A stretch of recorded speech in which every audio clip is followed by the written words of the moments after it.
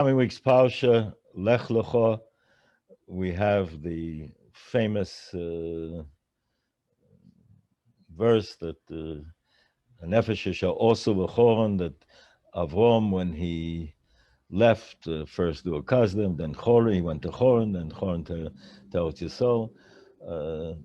The interpretation, the Chazal discuss it, analyze it, that a human being can't create a nefesh, can't create another living entity. Cloning is a separate discussion. Is that really a piece of the original, and it's not something new? But let's leave that aside for the moment. But essentially, we know that we can't create life. The Banisham has built into nature is that human beings, mammals, other creatures can reproduce, but that's the continuity of the original, and there's some genetic formula which allows that to happen. We're learning more about that as time goes on with the DNA. But Nefesh also B'chon is giving some message, say Chazal. What does it mean, the nefoshes that he created? And we're told that Avram was Makarev. He brought the men closer, and Sarah brought the women closer, and that was Hanefesh Asher also B'choron. It was the first outreach program, the first Ohr Somayach in the world. Reb Chanach Henoch Alexander asks that we don't see any remnant of them. Where are they? What happened to the Nefesh Yesha B'choron? Now, I did see there's a historian that wants to claim that Hammurabi's code was a result of the impact of Avram's kiruv work, and left some Rosham, even though they didn't continue with a strict adherence to Shev Mitzvahs B'nai Noach. There was some code of behavior which had, in certain regards, a degree of resemblance. But again, that's a minority position. Reb Chanach Henoch says they disappeared, it seems. And he contrasts it with the Gerim that Yisro made. Yisro went back to be Makarev, his family, his community. And later in Nach, we do meet up with Yisro's achievements and accomplishments, those who he brought closer. So this is the question. Chanoch Henoch Alexander says that Yitzchok's Hanhoga, his norms and his derech in Avodas Hashem, was very different than that of Avram. In fact, many Mefoshim asked the question on our Nusach in Shmona Esrei that Chazal, the Anshe Knesset Gedela, put into place. It says we recite Elokei Avram, Elokei Yitzchok, Elokei Yaakov. Why don't we just say Elokei Avram, Yitzchok, Yaakov? Because each one had his own derech. That's the shot that many bring. Baruch Shema, the Torah Tmiba brings it, and others. That each one had his own derech. Said the Rov Me Alexander that those who Avram had been Makarev found it difficult to make the transition from Avram to Yitzchak. It's a different anoga. It's not what they're accustomed to. And therefore, they ceased interacting with that senior Ruchnius Torah essence, Yitzchak. He was a source of electrifying, of guiding, directing, could have been, should have been, and he had his Talmidim.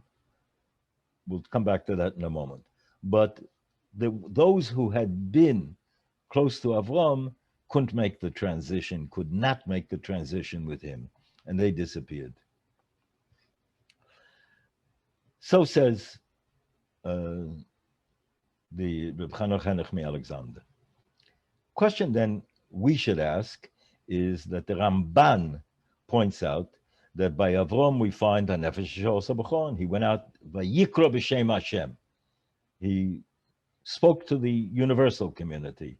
We find it by Yitzchak, that vayikra b'shem Hashem. We do not find it by Yaakov. Explains the Ramban that Yaakov, already we've reached a point where mitose shlema, all his children, the Shvatim, with whatever faults, failings are described by the Torah, yet they were tzaddikim. And the Psukim emphasize that the Bonim were Shtei Mesrei, and that Ruvain, Yehuda, Levi, Shimon, they did tshuva. So they are in fact tzaddikim, and it's mitose shlema. Yaakov does not produce a Yishmael, and he doesn't produce an Esav. So now there's going to be a change in communicating the Dvar Hashem, the ideal form of behavior, of Metzias, of quote Shemayim, that Hakol Boro Lechvoid, everything is for the quote Hashem, to connect to the source.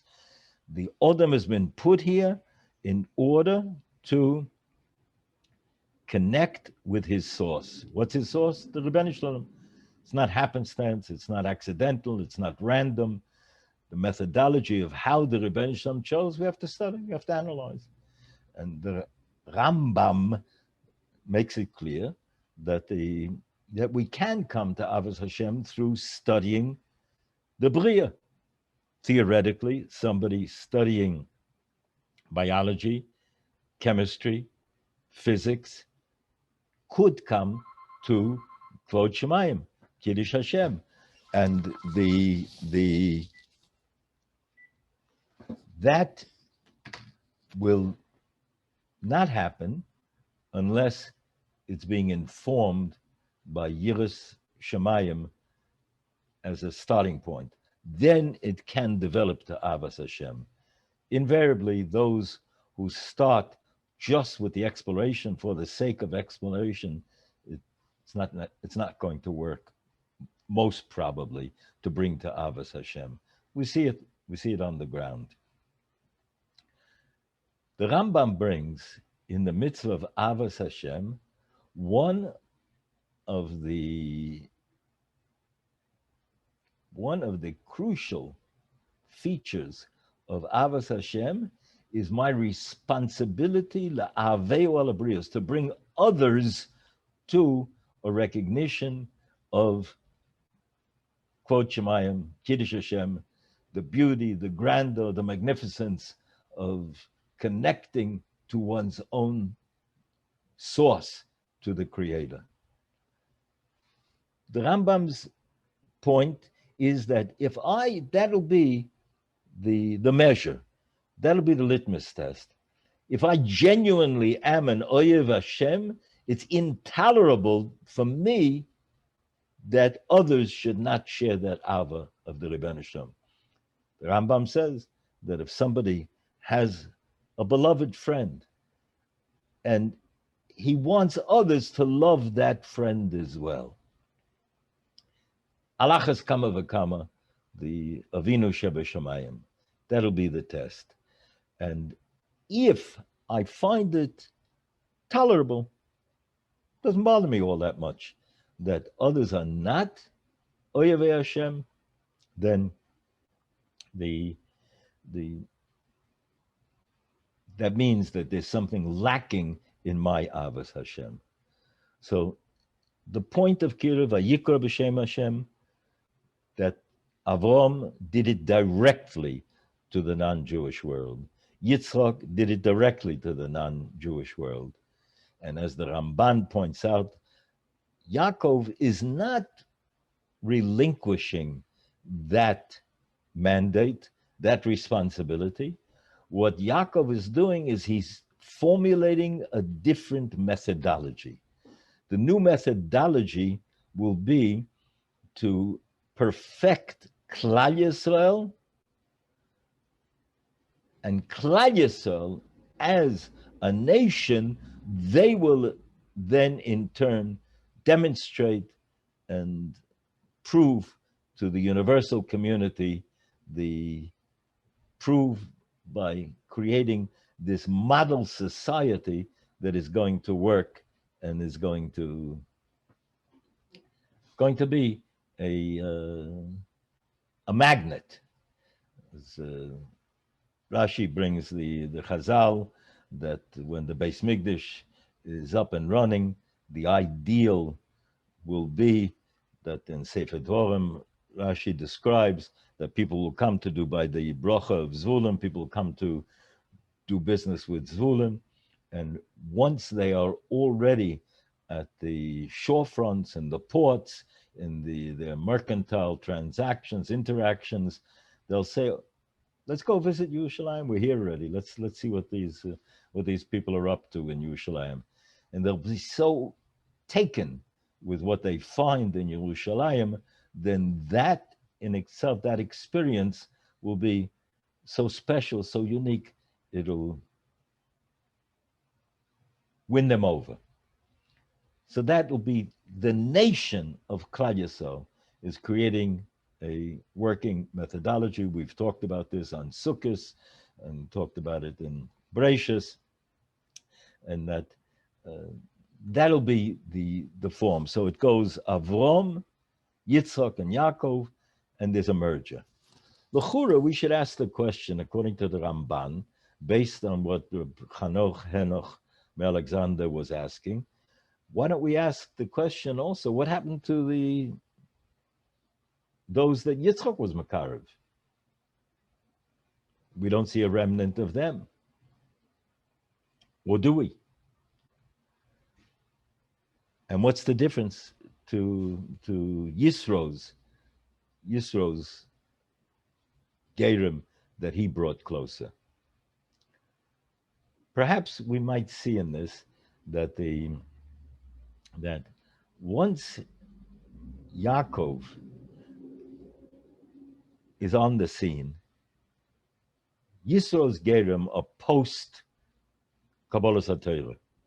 After Kabbalah HaTorah, the Yaakov ideal has been now developed, has moved to a point where there is already this nation that is taking the Dvar Hashem, translating it into the nitty-gritty of the reality of what the world needs in order to make it happen, that the whole world should be v'hoya kulam leguda echos, there should be a unity in the world. But it's going to happen through Klal Yisrael being initially more particularist, more focused on developing Klal Yisrael, and then more centripetal, and then centrifugal, then going out to the world as a developed. It would be like someone who has not perfected his talents and his tools going out prematurely to be able to service and give a contribution to the world. So perhaps then the kasha doesn't exist because Yisro's Gerim were in fact in a world that's post-Sinai. And post-Sinai, we're going to have a different kind of a methodology. The Shem Mishmul finds this in the initially Yaakov's, the transition is that the Ovos would use a matzeva, a monument for libational offerings of oil or dedications or liquid libational offerings. And then it becomes also in the middle. Yaakov starts with it, and then there's a transfer by Yaakov from matzeva to mizbeach. And a mizbeach, the difference is a mizbeach is made up of component stones. Matzeva is one gush, one entity. Chazal teach us, Mada'ov ala ovoi soni ala bonim. There's a change. The world has changed. The world is in flux. Now that the world is in flux, the building, the changing is going to be collecting the stones of Klal Yisrael, putting them together in the right formation, in the right frame, time, and having them in the right place. And then as Klal Yisrael, we're going to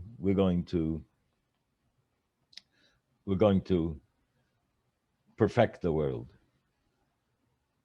Tikkun Olam will come now through Klal Yisrael. Do we want Tikkun Olam? Of course, that's our goal. But we're going to have to be more inward oriented. Used to use the analogy when I was a youngster growing up in New York. There were the section of the Bowery where people who were chronic alcoholics would hang out, and sometimes they would come over to smudge your windshield rather than just take a handout. I would often give them something not to smudge my windshield. They would stand on the corners. So let's say two people wake up in the morning and they're both directed towards Tikkun Olam. They want to do good for the world. So one guy finds himself one of these matchstick men, brittle because they hardly eat and they drink all kinds of rat gut and whatever they can lay their hands on. And he finds one of these guys and he picks him up and stands him against a lamppost or against the wall. And he stands there holding him so he shouldn't fall down. Gives him something to drink, to eat, and he stands there all day holding him. A very, very wonderful act of chesed, of kindness, of altruism. Another guy wakes up in the morning and says, I'm going to now seclude myself for an extended period of time to develop my talents, my abilities, my whatever it is I have to offer the world. And then eventually, after 10 years, 20 years of being secluded, he comes out and he gives to the world. He's a Beethoven, he's a Van Gogh, he's a Tolstoy, and he makes his contribution to the world. I think we can make the case that, from the world's point of view, that more people have been more impacted by the second kind of person who's developed his genius and his uniqueness, his contribution that he could make in refining the sensitivities of man to differentiate man between man and the beasts, man and purely random evolving that has no sense of the connection to transcendence, to something that reaches beyond and goes for generations. Is the fellow who's holding that brittle man against the wall from falling, is he doing an act of kindness? Of course. The question is, which is more effective ultimately? Or we've compared it to the famous story of Dutch story of the boy who put his finger in the dike when it burst a hole in the dam, the water was pouring out and he was holding it. It's not a solution. It's a temporary measure. We're going to need engineers to come back and mend the breach in the wall of the dam. Ultimately, that's what's going to correct. Klal Yisrael proceeding from our premise, which we have reasons for proceeding from that premise. And the world history amazingly vindicates, verifies, validates that our premise, that Klal Yisrael has a unique role. We're here for a purpose, and that we will be impacting the universal community in a way by developing our uniqueness, by being introverted for an extended period of time until we get to the point where we can build Klal Yisrael in Eretz Yisrael. Do we have a game plan, a methodology for Golus? Of course, because the divine plan included all of the contingencies and options. And there would be Be'ito Achishena. Either it would happen in its time, its outermost time, or it would happen sooner. In the beginning of the Parsha, there's a famine, there's a rov ba'oretz. The Medrash teaches that there are 10 major sorah avonim, 10 major famines that the Rebbeinu Shalom sent to the world. Over there are listed the famine of that the original curse to Adam, to Adam Arishon, was that he would now have to, it was a famine now. He would have to make the earth work in this new format would then be like working through a drought to be able to bring forth fruit from the soil. And it lists 10 famines, including the one by Avraham. Then there was one by Yitzhak and by Bruce, Boaz. But what's interesting, the Panovich Rav asked, he focused on this medrash, and the Panovich Rav asked that how come we list the famine that is referred to in Amos, where the Novi says, Vishlachti, I will send a rov, a famine to the land, a famine not for bread, a thirst not for water, ela lishmo es dvar Hashem, to hear the word of the Rebbeinu Shalom. Ask the Panovich Rav, that's a positive thing. Now, even though it didn't spell it out, but I'm assuming this is what he means, that it's clear that's what he means, that even though the next psukim says, Vayishotu ba'oretz v'lo yimtzu, they will coast in the land and not find the Dvar Hashem. We'll come back to that in a moment. Why, Taka? Why, in fact, didn't they find? But the actual thirst per se for spirituality, isn't that a positive thing? Why do we combine it? We lump it together with all the negative famines that were purely negative. That was the Panovich Rav's kasha.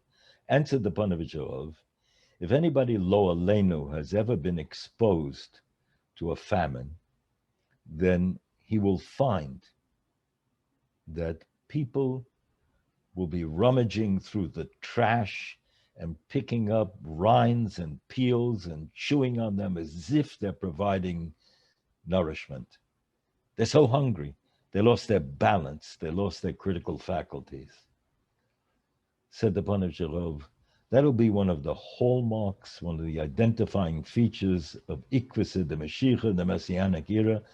People will rummage through the trash of spirituality, the negative spirituality, the negative energy, and they'll chew on it as if it's providing spiritual sustenance and transcendence, meaning to life.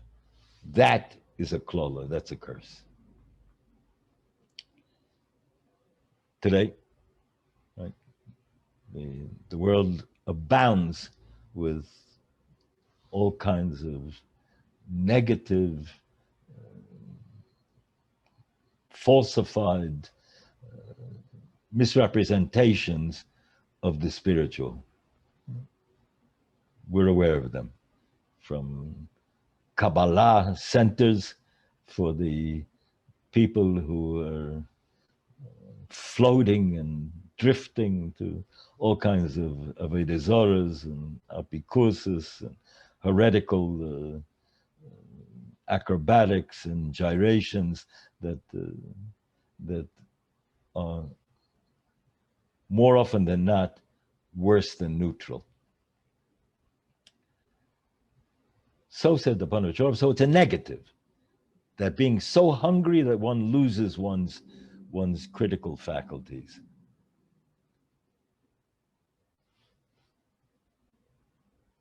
I would like to ask, how come over here, how come over here it says that the Yeshotetu ba'oretz, they will coast in the land, drift in the land, v'lo yimtzun, they won't find the emes.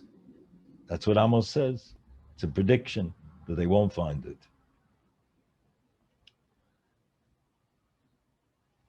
Sefer Dvorim, we find a pasuk that after Klal Yisrael describing in Parshas V'Schanan, describing Klal Yisrael in Golus, they begin to serve Avodah Zarah, they get sent out into Golus, and they then in Golus, pasuk says that they will begin, ubikashtem mishom, you will begin to search from over there. Bikashtem mishom is Hashem Elokecha, umatzosa, and you will find them.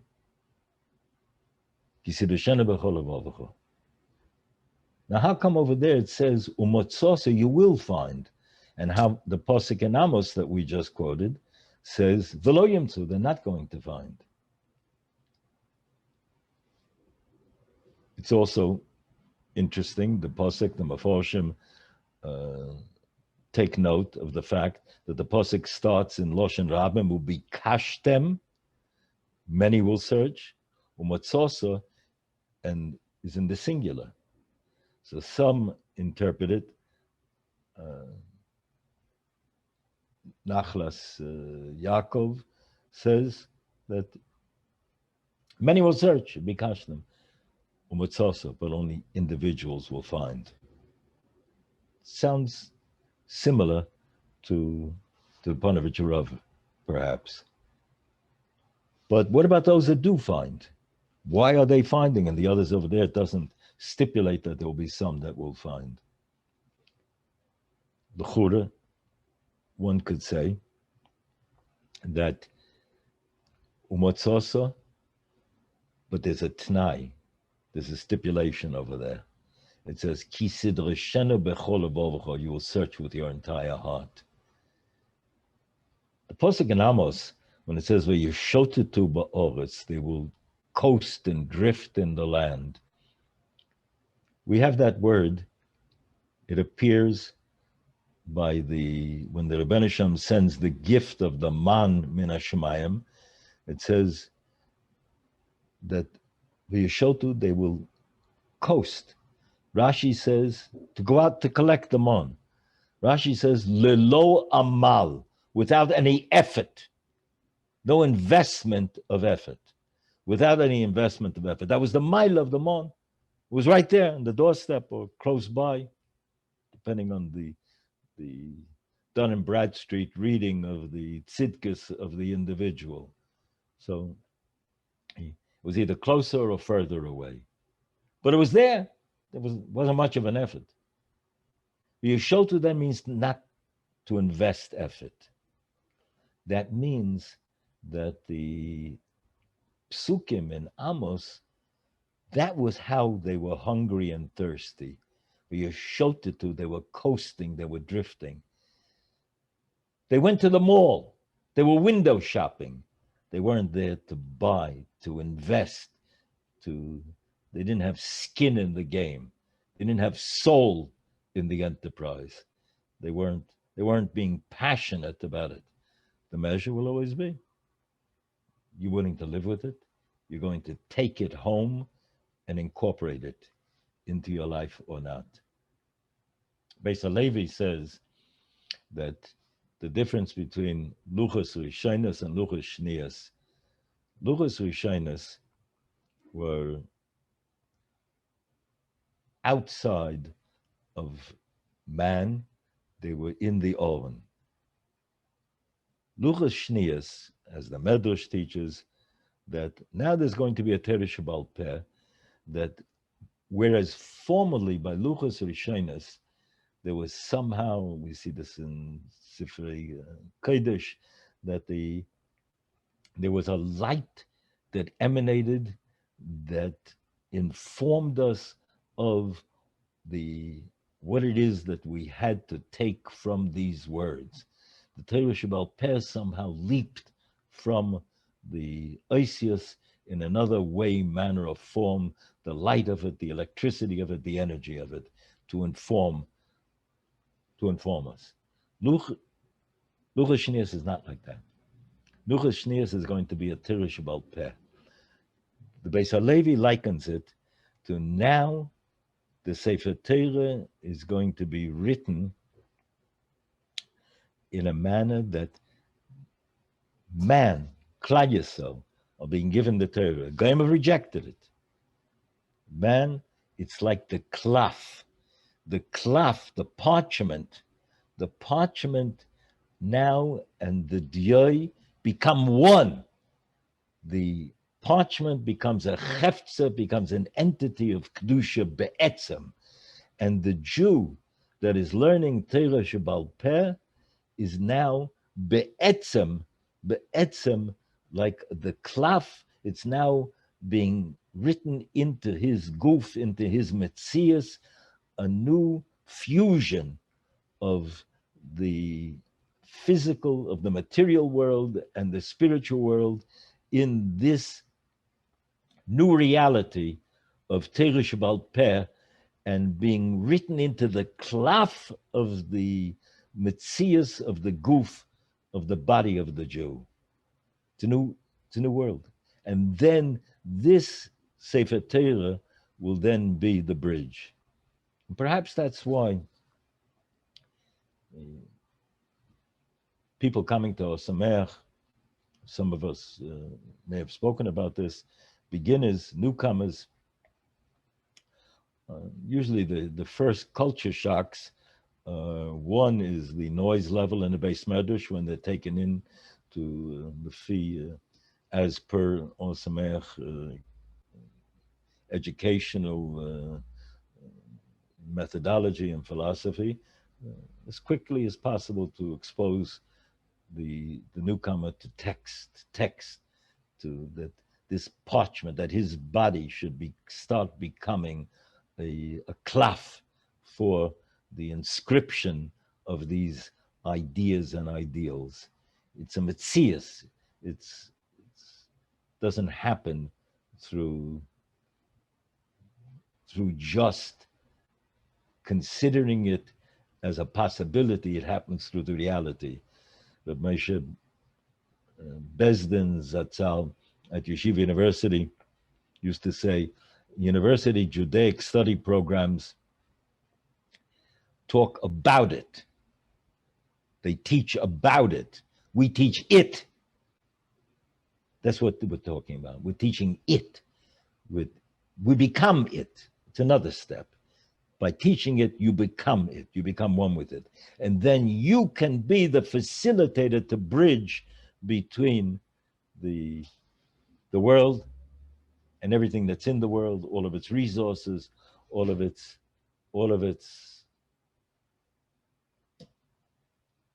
the potential of the world to bring it to fruition. And fascinatingly enough, that's the way Torah Shebal Peh works. Second problem that students, newcomers have when they come to Ohr Somayach is this text is unpunctuated. What do we say? Of course, life is unpunctuated. You have to learn how and where to put the punctuation. And by learning, you becoming integrated with this text by learning how and where to put the punctuation, then you become a participant. But this process, this developmental, incremental methodology requires omel, toil, sweat, not coasting, not window shopping, not casually ambling through the mall and just glancing, taking a glimpse of your options. It means investment for you to become that klaf. And that is amplified, confirmed by the most exquisitely, excruciatingly subtle nuances of Torah Shebal Peh. Yet, Beibizman, what is the text talking about? Pots and pans, pits and plows. The soil, the tangibility, the essence of the material world, and understanding how to frame it, organize it, to be able to bring it to its ideal perfection. And that'll happen simultaneously with Klal Yisrael becoming the klaf, Torah Shebal Peh becomes the klaf, the parchment, and the parched souls that don't become parchment will chew on rinds and peels and drink water that has not been purified. Hence, the Chazal teach that the Klal Yisrael will be the forerunner, the harbinger, the model to make it all happen. Finally, the Nivrachu v'cho, the nations of the world will be blessed with you, by you, through you. So the Megala Mukais, right? A few hundred years back, says that you're going to have a door excellence following the primacy of chesed, like Avram. Then you'll have a door, Deris, that'll be the primacy of Yitzchak, Aveda, Beis Mikdash, davening, Aveda. Yaakov, as we said, is the fusion. Each had each, but emphasis. Ikvasa de Mashiach, there'll be a return, said the Megala Mukas, to the emphasis on our excellence will not be so much in learning, our excellence, not Yaakov Dik so much, our excellence will not be in Aveda, in spiritual elevation per se through davening and sacrifice. It'll be in chesed. That'll be the hallmark of the generation. And the Megala Mukas was predicting that's what we're going to see in Ikvasa de Mashiach, in the Messianic era, a return to that, and that's what the Psukim are anticipating. Avram's methodology for reaching out to people was through chesed. The chesed l'Avram, the Navi says. So, hospitality, bringing them closer.